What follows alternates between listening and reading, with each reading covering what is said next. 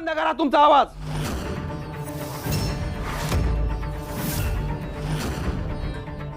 आई राजा उदो उदो.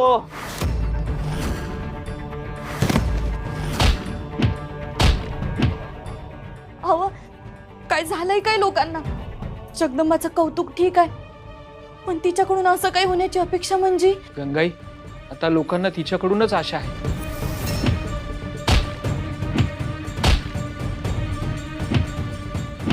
लई दिस अंधार बघितल्यानंतर काजव्याच्या प्रकाशाची बी ऊब वाटायला लागते ना, तसं झालंय यांचं. आता जगदंबा सूर्य बनून हा समदा अंधार कायमचा नष्ट करू, एवढी ताकद देवी आईने तिला देऊ दे, हीच प्रार्थना. आई राजा उदो उदो. आई राजा उदो उदो. आई राजा उदो उदो. आई राजा उदो उदो. आई राजा. उदो उदो. काय चाललंय? कसला आरडाओरडा? कोण ओरडतंय तिकडे? आई राजा आई राजा. महाराज, ते गुलाम खोळ्यागत वागायला लागल्यात. जगदंबा गावात परत आल्या म्हणाल्या. काय? परत आली? स्वतःच्या हातानं स्वतःचा विनाश ओढून घेणं यालाच म्हणतात. आत्ताच्या आत्ता तिला धरू आणि हा खेळ संपवून टाकू. खरा खेळ तर आता सुरू होणार आहे.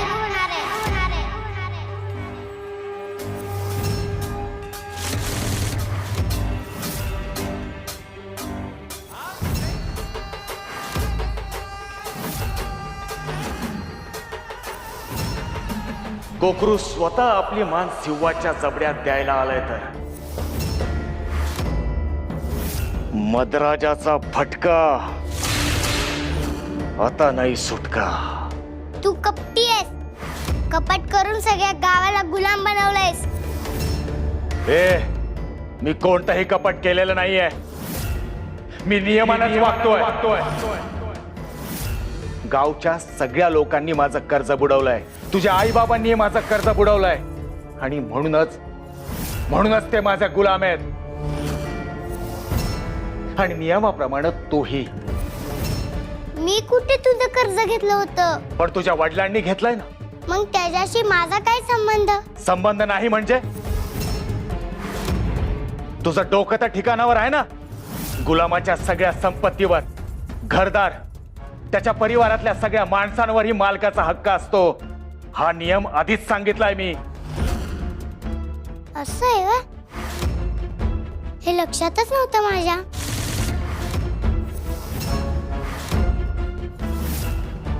जनक आणि गंगाई माझे गुलाम. त्यांची मुलगी तू जगदंबा. तू ही माझी गुलाम.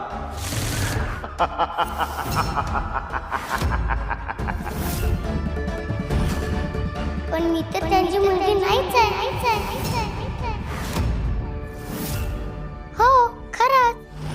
त्यांनी मला जन्म दिला नाही, त्यामुळे त्यांची मुलगी म्हणून तू माझ्यावर हक्क सांगू शकत नाहीस. वय वय, हे बरोबर आहे.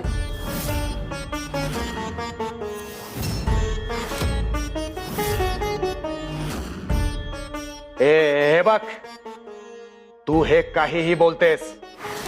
नियमातली पळवाट काढायला बघतेस.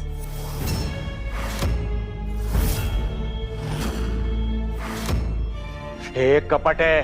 कपट? आणि गावात आल्यापासून तू जे करतोयस ते काय? पुण्याचं काम? तू तर कपट करूनच सगळ्यांना गुलाम बनवलाय. ही पोरगी ह्याचेच दात ह्याच्याच घशात घालते बहुतेक.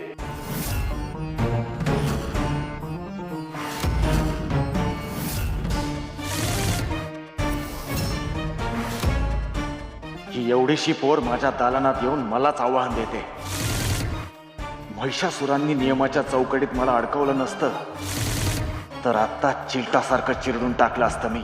मला चिरडून टाकायचा विचारही करू नकोस मंत्राज. ठीक आहे, तुझ्या नेमाप्रमाणेच जाऊ आपण. मोत्यांचा खेळ तुला फार आवडतो ना? उद्या तुझा लाडका खेळ खेळूया.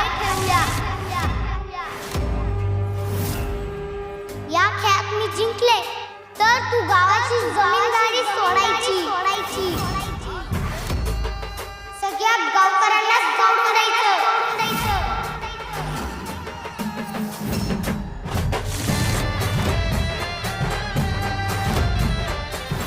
कबूल. पण जर तू हारलीस तर तू सांगशील ते मी करेन. बघ हा, हे ठरलं ना? हो ठरलं. मग मला हे कबूल आहे. ठीक आहे मग उद्या भेटूया.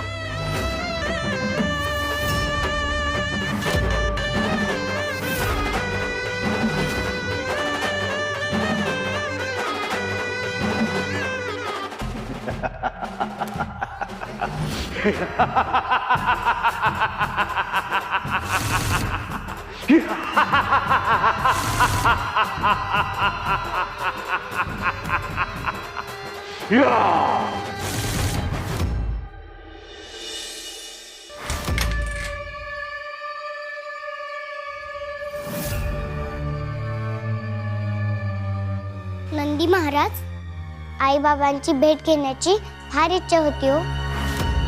मला खूप काळजी वाटते हो त्यांची. काळजी करू नका देवी, ते नक्कीच सुखरूप असतील. तुळजाई आहे त्यांची काळजी घ्यायला.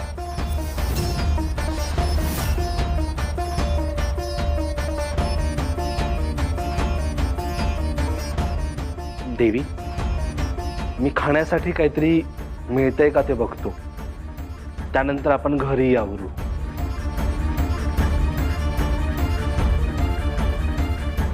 जगदंबा, जगदंबा,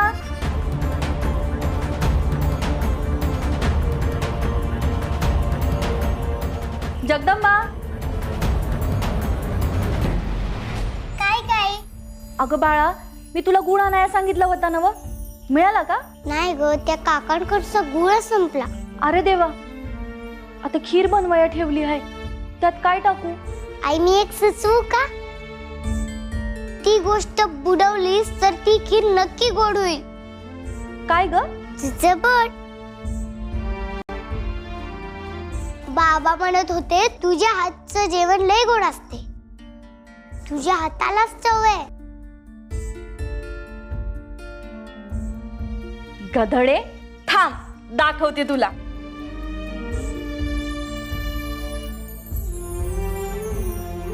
घोडा घोडा मजा येते का? हो. हा? हसत कोण नाही आमची जगदंबा, हसती का?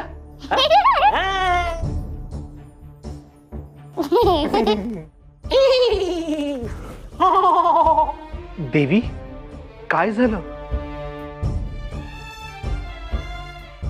आई बाबांची आठवण येते हो नंदी महाराज. बघा ना माझ्या गावाची अवस्था काय झाली हो. बाळा, वाईट वाटून घेऊ नको. हा परीक्षेचा काळ फार कठीण असतो. सूर्योदयापूर्वीची अंधारी रात्र आपल्याला खूप मोठी भासते. तशीच ही आजची रात्र कसोटी पाहणारी आहे. पण लवकरच तुझ्याच रूपाने आशेचा किरण उगवणार आहे. सगळ्या गावाला तुझ्याबद्दल अभिमान वाटेल असं कार्य तुझ्या हातून घडणार आहे.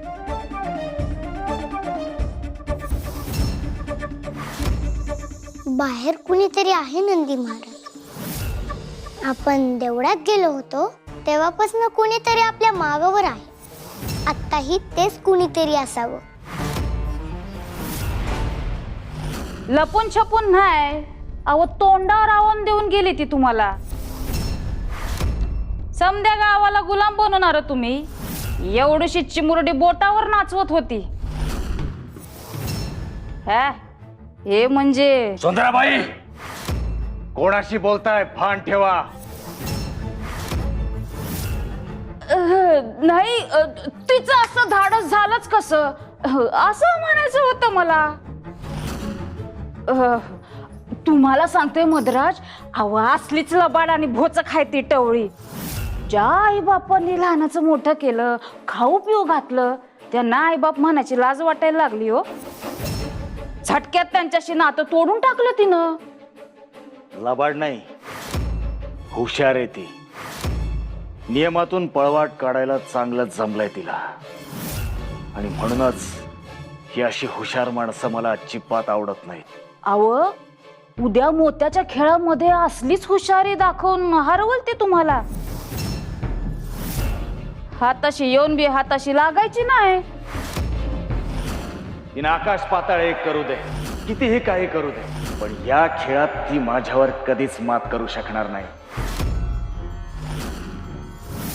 हा खेळ माझा हातखंडा आहे.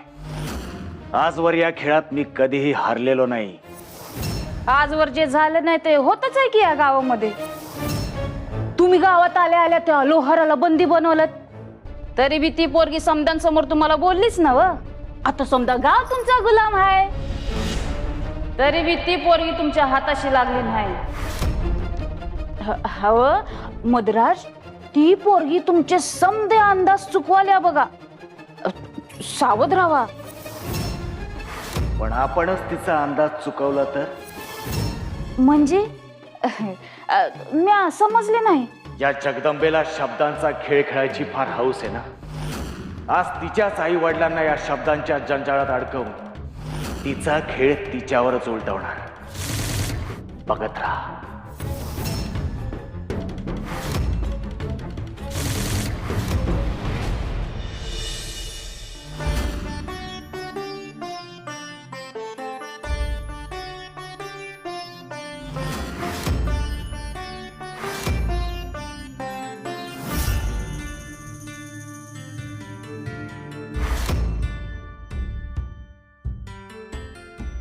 इथे आसपास कुणीतरी आहे.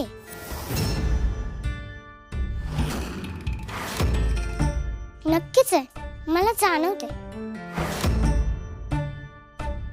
कुणीतरी आपल्यावर लक्ष ठेवून आहे, पण दिसत नाहीये. मदराजाचीच नवीन चाल नसेल ना? दैवी शक्ती तर जाणवत नाहीये. नक्कीच सकाळी देवळातही मला हेच जाणवलं होतं.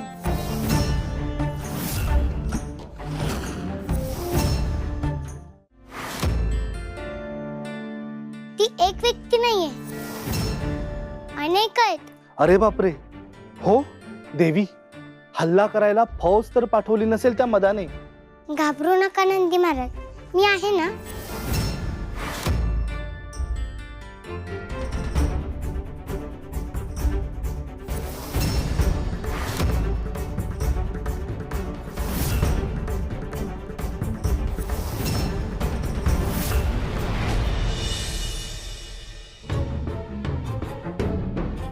गंगाई झोप अगं.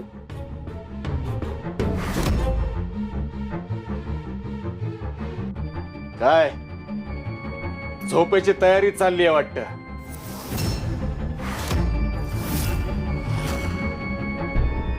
पण तुमची झोप उडवेल अशी वार्ता आणली आहे मी. तुमची लेक गावात आली आहे.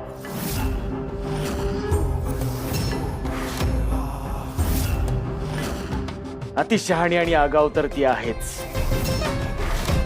मी तिला शोधायच्या आधीच ती माझ्या तावडीत आली आहे, हे बरंच झालं.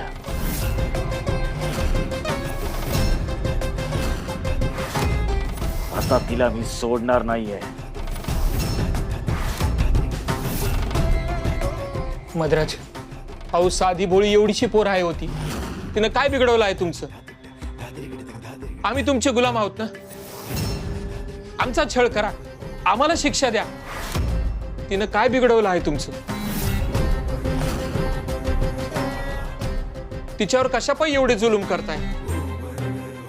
आम्ही तुमच्या समद्या सूचना पाडू, तुम्ही म्हणाल ते करू.